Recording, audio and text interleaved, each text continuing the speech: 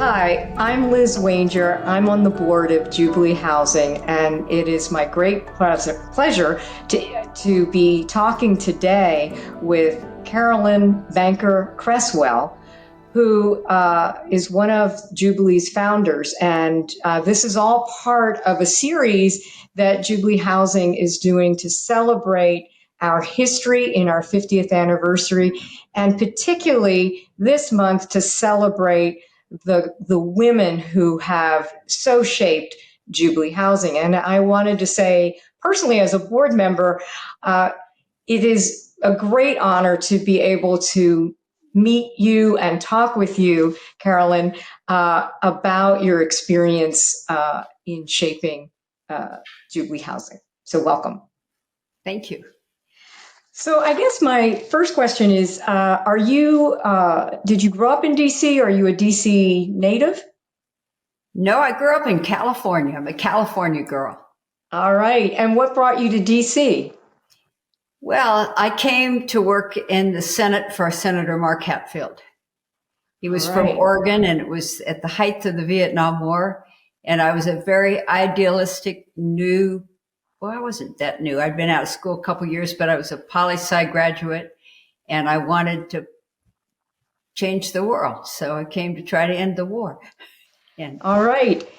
And how did you get involved with Jubilee Housing, or the beginnings of Jubilee Housing before it even existed? And was that at the same time you were working for the senator, or did that come later, or how did that happen? Well, I was working for Senator Hatfield, and I started going to church at Church of the Savior, got to know Gordon Cosby, joined the church, and was in a small group that met Thursday nights at a place called the Potter's House up on Columbia Road. And we met every Thursday night. And that's where it began. That's where the friendships began. That's where the connection with the church began. And that's really where I believe Jubilee Housing began. So you and Barbara Moore and Terry Flood are kind of the founding mothers, if you will, if we want to say that, of Jubilee Housing. How did you all come up with, how did this begin? In other words, what prompted you? What need did you see? And why did you want to take this on? Well, I believe that it was a call from God ultimately, but it came to us in different ways. There were three of us, two, Barbara and Terry, were young mothers. I was going to work on Capitol Hill, I thought, or work at something for years. I never considered, having children. I just thought I was going to really be a career woman. And I was just getting started and got to know them. But around that table on Thursday nights, we began to talk about what was happening in the neighborhood. And Barbara Moore was very connected and working with the children who went to the H.D. Cook School, which was right out the back door of the Potter's House. And these children were living in just horrific conditions right out our back door. And then Jim Rouse, who was a friend of the Church of the Savior, spoke about his vision for the city and the need for housing.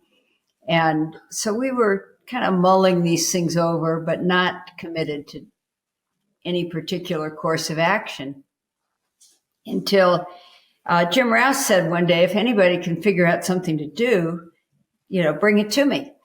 So we said, let's figure it out. And at the same time, there was a very exciting project going on up in Baltimore of renovating a row of houses under what we had then, which is during the Nixon administration. We had something called the 235 program, which was essentially the government subsidizing a mortgage. If you could renovate homes, you could get mortgages for low-income people and put them in these homes. And Gordon said, well, why don't we try that here? So at the same time, Gordon and I had created this little partnership where we were renovating houses in Northeast DC up on L Street and trying to figure out how all these things worked. I mean, we knew nothing. We were total novices, no experience, just trying to renovate one little house and finding out how overwhelmingly difficult it was.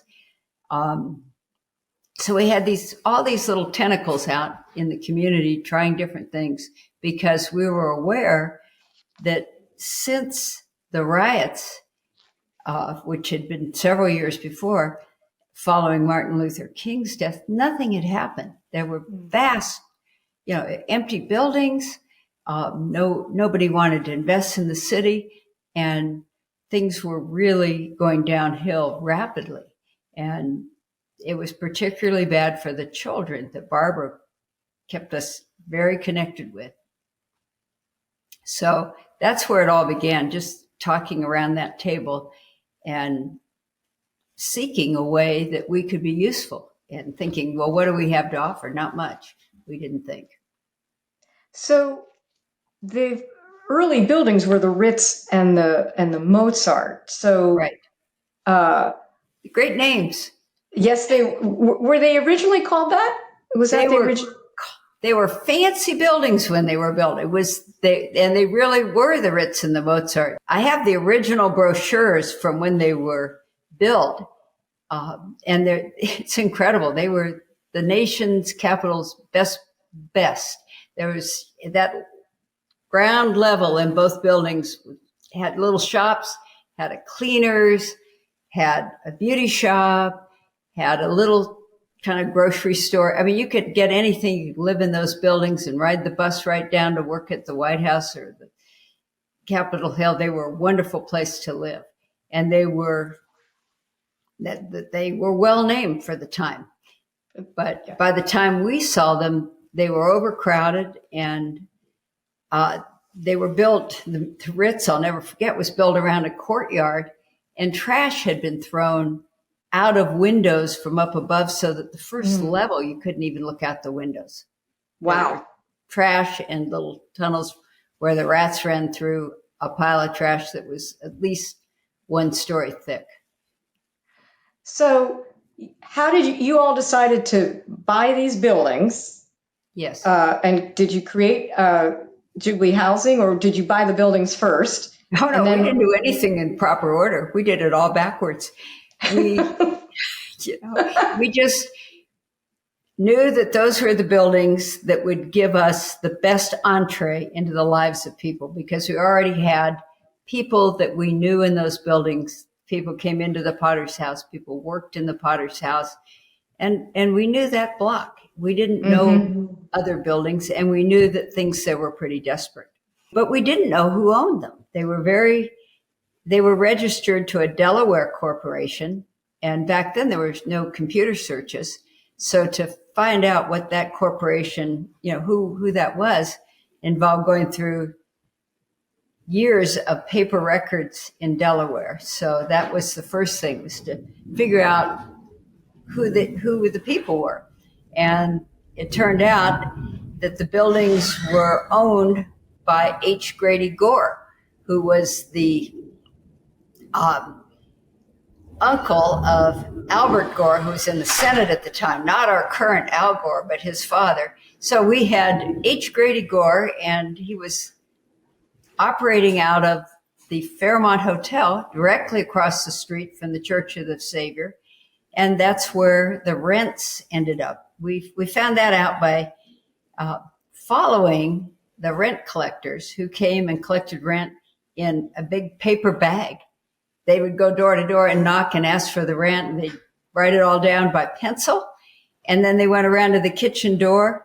That was a little sketchy, following them in my nice red Volvo. It was a little too, but we would follow them a little bit, kind of see where they were. And they were going to the back door of the Jockey Club there at the Fairmont Hotel, right across from the Church of the Savior. And then we confirmed, yep, that's probably where those rents were going. So we needed to go talk to Grady Gore and tell him we wanted to buy his buildings. And we hadn't done anything about raising money at that point. We just wanted the buildings. But our intent, the original intent was, well, we have this, there was a program called 236, which was for rebuilding the cities. And it was the same thing that they were doing single family houses, only for multifamily, it was called 236. And this was the fall, late summer and fall of 1973. And the day that we actually got those buildings under contract with all our projections and great ideas, Nixon froze the 236 program. So, and that didn't deter Terry or Barbara, so we just kept moving. So what was it like to negotiate with Grady Gore, H. Grady Gore, especially given that women didn't usually buy buildings back then? I mean, didn't buy buildings, and people with no money didn't buy buildings either. Especially the Ritz and the Mozart. You didn't just go tell Grady Gore you wanted his buildings and you have no money. And so it was kind of strange. He had a little, you went in on a diagonal corner. I don't know if it's still that way, but to go to the Jockey Club or the Fairmont Hotel, the entrance was right on the corner. And you went in and his office was to the right. So we decided we needed to go see him. I went, and I was elected. I don't know why, but I went to see him, and he wouldn't see me. Who is this person? What do they want? I said, tell him I want to buy his apartment houses. And he said, they're not for sale.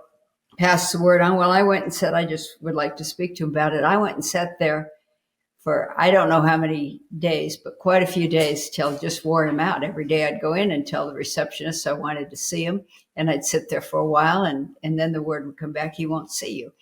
And we had a little group that would always know when we were going, and they were praying either across the street or over at the Potter's house that eventually we'd get a hearing with him. And one day he just said, show show her in. And I went in and talked to him, and he was unimpressed with me.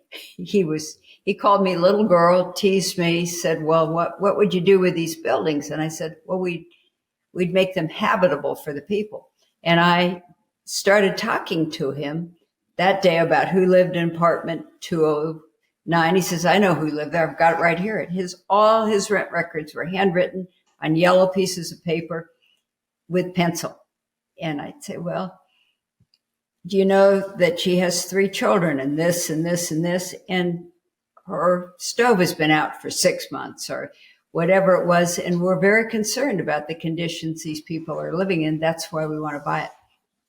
Well, you wouldn't want it. You don't know how hard it is. He was trying to tell me that I didn't know what we were doing. So I finally came to him with a contract and a price, and then we needed a deposit. And this is where Gordon Cosby is a pretty amazing person. What do you need for a deposit on buildings like that? And you need a little bit of a deposit, and that's all we had among us was a little bit of money that I had been given when my grandfather died. And Gordon, I said, well, it would take it all. And I'm about to get married. This was right before George and I got married, and we were kind of planning to use that for this and this. And Gordon said, well, I reckon you either want to do this or you want to do that. Why don't you, you don't have to do it, but I think things work better if you give 100% than if you give 10% or 20%. So went back and decided it'd be fun to start our marriage kind of where we both were, with a little bit of debt and no money at all. So we gave 100%, put it down as a deposit, and took it to him, to H. Grady Gore, and he began to think we were serious. Louise Gore was running for the governor, running to be governor of Maryland. And then I saw Louise Gore on all the paperwork that had dug up in Delaware. So I thought, hey, at some point I might mention that to H. Grady Gore. And the point, when the time came, I did. And I think that might have turned the negotiations a little bit. One day when he was being ornery, and I said, well, I know people at the Washington Post would be very interested to write a little expose on Louise Gore as a slumlord. because this is a slum building. And Grady Gore hated that term. He said he was always saying he wasn't a slumlord. And I was always saying, well, it looks like it to me. I'm just a kid, but it looks like it to me. And it would look like it to a lot of people if they heard these stories of people in the building. And wouldn't be good for Louise's campaign. And that helped turn the tide. Oh, yeah. I think we had it under contract within a week after that. But 50 years ago, it happened quickly, but he didn't like that. And he wasn't willing for that to get out.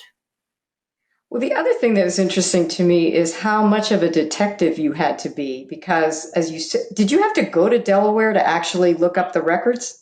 Oh, yes. You had to go to Delaware. You had to go to the archives in the state capitol. I think I'm not remembering the year because I'm not where I have my files, but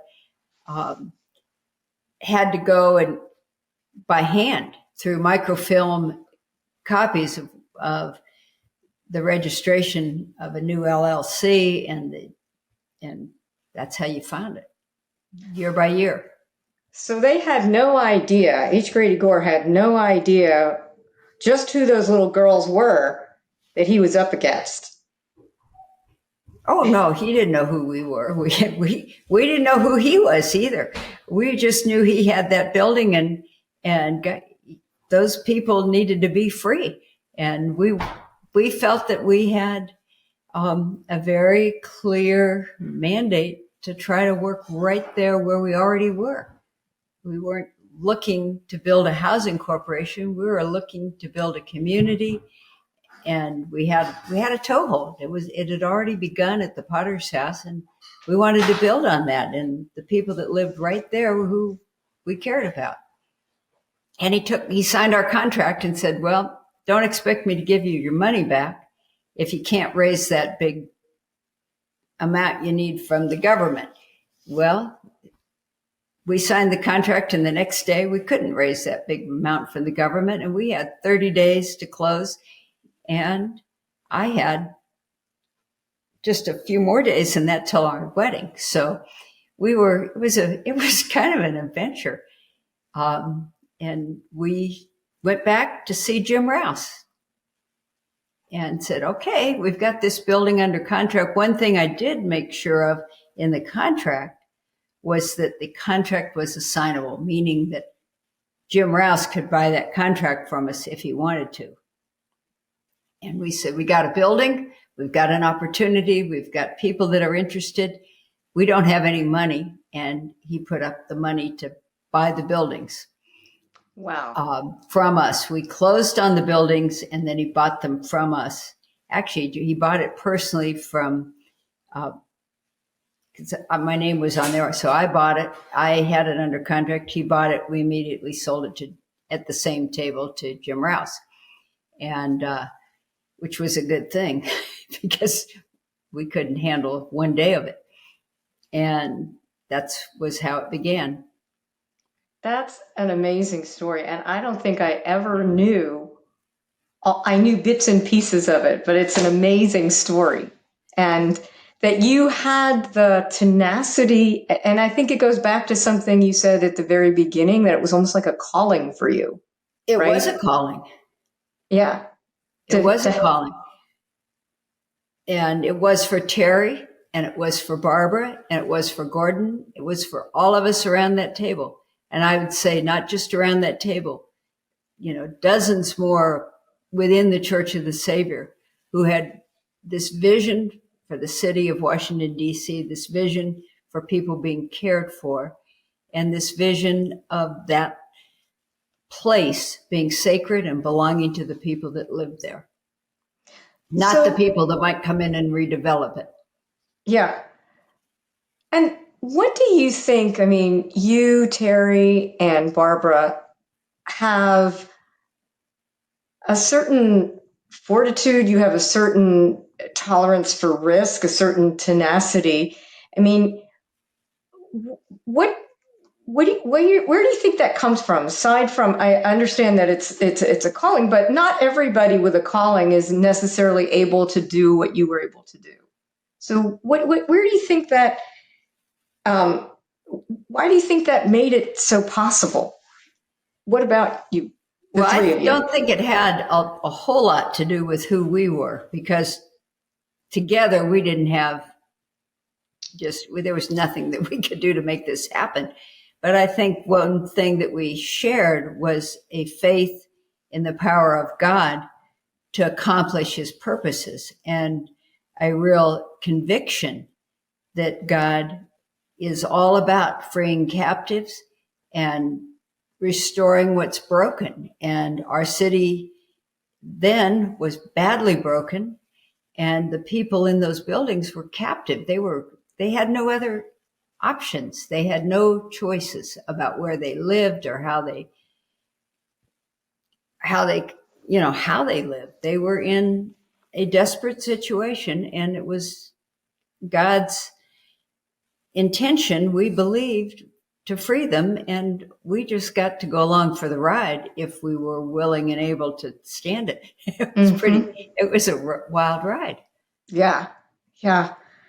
Um, did you have other women kind of role models at that time that inspired you or made you believe that you could do this? I didn't have many women role models growing up, or that would have inspired me to do this particular thing. There were a few women. One woman who worked in San Francisco that I knew, whose husband had been killed, leaving her with 3 little boys. And she was the first woman to ever really make a name for herself in real estate. It was in residential real estate, but not commercial. But she was the first woman to ever make $1 million in real estate. So she was well known, and her name was Margaret Wilson. And she was just a brave lady who went and did something nobody else had done before. And I liked her and knew her, but not well. And I was not really a real estate person. During this whole process, to try to equip myself, I went and got a DC real estate license and passed that test and studied so I wouldn't be, just quite as ignorant as I started out. But that was not my business. I was working on the Hill, Right. and I was doing this on the side. So after you acquired the building and so on, did you continue to work on the Hill? What happened after? How long were you involved with? Did you stay involved with Jubilee, or it's my understanding you might have moved? Well, as long as I was in DC, I was involved with Jubilee and with housing. Through connecting with Jim Rouse, I ended up being nominated by, I think Jim nominated me to be a member of the staff of something called the Urban Reinvestment Task Force. It was housed in the Federal Home Loan Bank Board building right at the bottom of the Hill. But it was to address the situation of redlining and neighborhood improvement. And it ended up being something that ended up in the National Neighborhood Housing Corporation, but at the time it was the Urban Reinvestment Task Force. And so I worked there under James Lynn as Secretary of Housing and Urban Development. And then I went on to do other things, like move to Colorado and raise a family and do other things in Colorado. And so were some of those other things housing related, or were they totally different? Well, they weren't totally different, but my passion really, and this is for Jubilee Housing as well as the things I did later on, has always been home and this need for every human person, everybody, to have a home. And to me, housing's good. You need a place, but home and developing a community and a sense of belonging, everything I've done since then has had to do with home and belonging for people and facilitating that. And that's what was exciting to me about Jubilee Housing. I kind of regretted at times that we called it Jubilee Housing, because it wasn't just a housing corporation. From day one, you had people connecting with people and trying to build a community. There was a church, there was a children's program, there was, a vision for healthcare and all the things that make life work. And that was what Jubilee was about. It was about getting the resources and the connections, person to person, that make life work for everybody. That's great. What advice would you give to women today, young women that might be interested in real estate or just in general, to make their way in the world that isn't always, it's a lot friendlier to women, I think, now, certainly, than it was in the 70s. I don't know that anybody would still call you a little girl. They might call you other things, but they would call me a lot. They wouldn't call you a little girl necessarily. But what advice would you give to young women who may want to make a difference in the way that you did or pursue something? What did you learn from this experience? Well, this was the most exciting start. I just felt so grateful to have been there. It was like, whoa, look what's happening all around. And I really believe it was because it was based in a real biblical vision of setting people free to be who God created them to be. And I think that's really what I would it's not just what I would, it's what I've said to my own daughter, 2 daughters and granddaughter, and then young women I've known, that just, who are you and what's inside of you and what gets you excited? And I would help people understand how God had put them together and what it is they have to give, and encourage them to give it, whether anybody else sees it or affirms it right away or not. But get a couple friends. Don't go it alone. And I think that had it not been for Terry and Barbara, I was just a couple years younger than they were, but they were the great encouragers and great friends. And I was a single woman working ridiculous hours and trying to do this on the side, and I had no real connections in DC other than my job. So don't go it alone. Have at least a friend or two, and listen to who you are and listen to God. Mm-hmm. Do you think, we're doing this at the time of Women's History Month. What does that mean to you that there actually is a Women's History Month in terms of maybe elevating women or focus on women? I'd just be curious from your perspective what you think of that.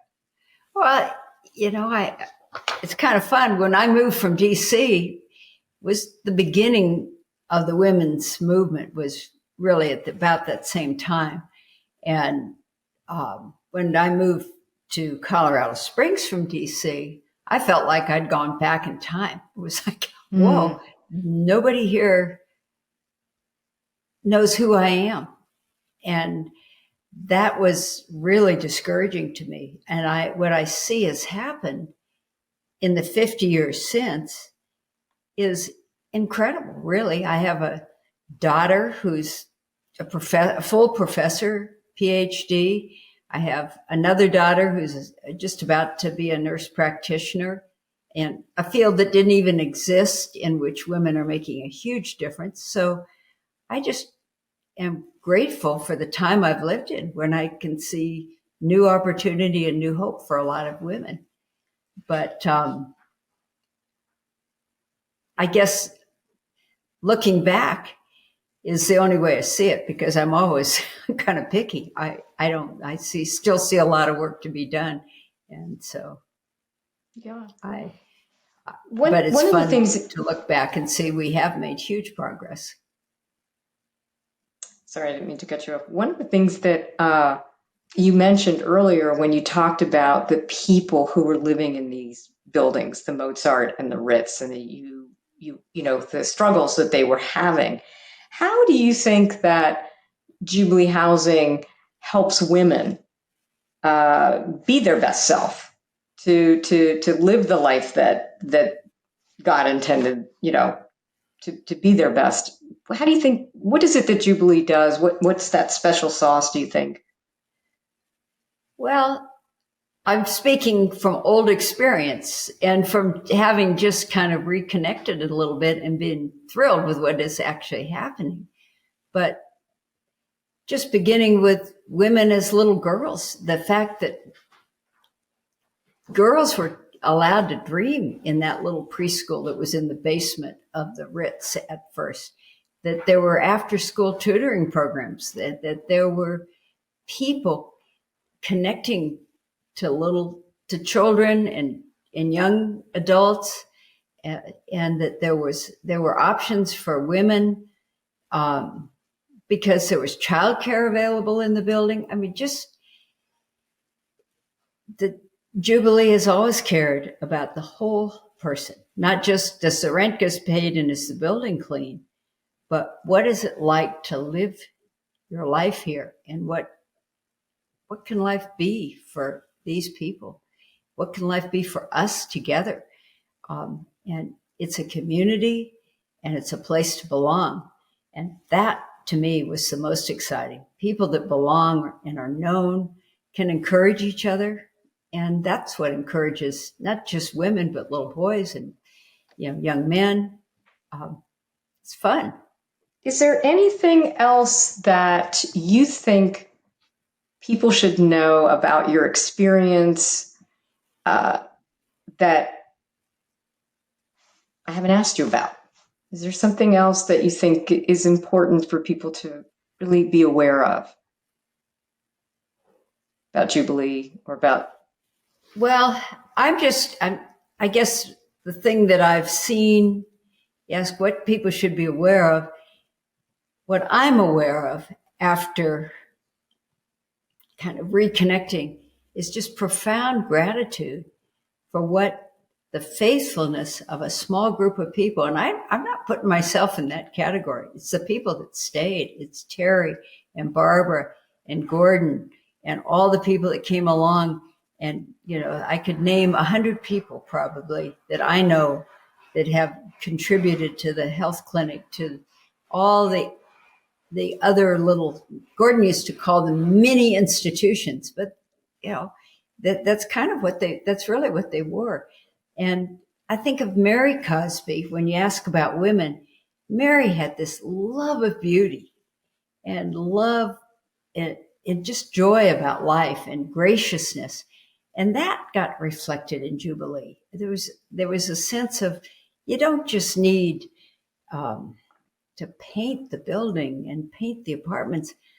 Let the people talk to you about what colors they love.